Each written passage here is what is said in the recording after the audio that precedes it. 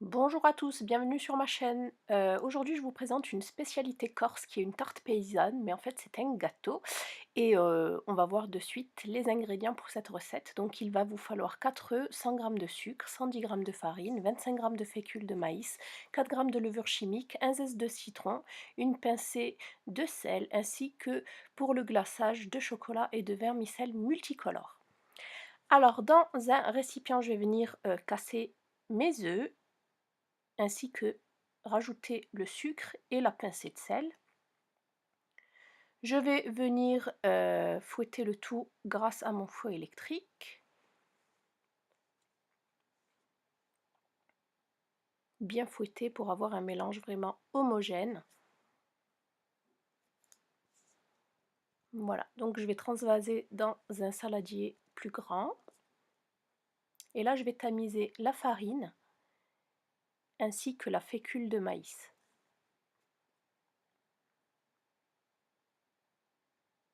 Je rajoute ma levure chimique et je vais venir bien mélanger.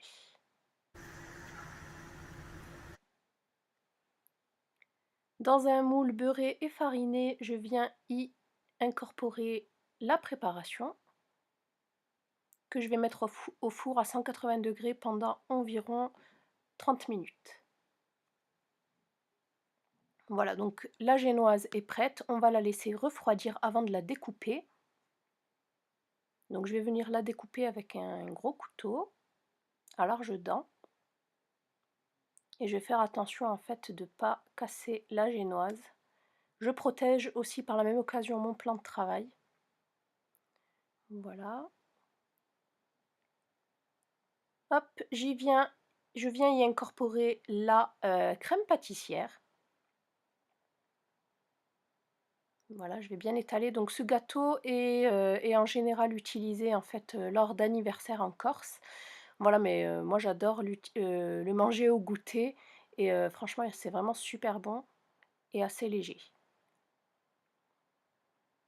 Je viens rabattre le dessus et enfin je vais terminer par faire couler du chocolat préalablement réchauffé. Donc mon glaçage préalablement réchauffé au four, vous pouvez très bien en fait utiliser du chocolat noir avec un peu de beurre et de la crème fraîche. C'est ce que je fais d'habitude, mais là j'étais tombée sur ce glaçage et j'avais envie de tester. Et franchement, il est vraiment pas mal. Voilà, donc j'étale une première couche, je laisse sécher légèrement et ensuite je viens étaler ma deuxième couche. Et je fais en sorte de recouvrir totalement ma génoise.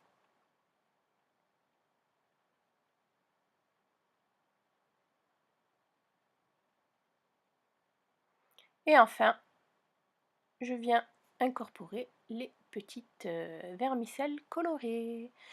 Donc voilà pour cette recette, j'espère qu'elle vous plaira. N'hésitez pas à essayer à me donner votre avis là-dessus. Donc je vous laisse, je vous souhaite un bon appétit bien sûr. Et puis si vous voulez une génoise un peu plus épaisse, séparez le blanc des jaunes et rajoutez un peu plus de levure.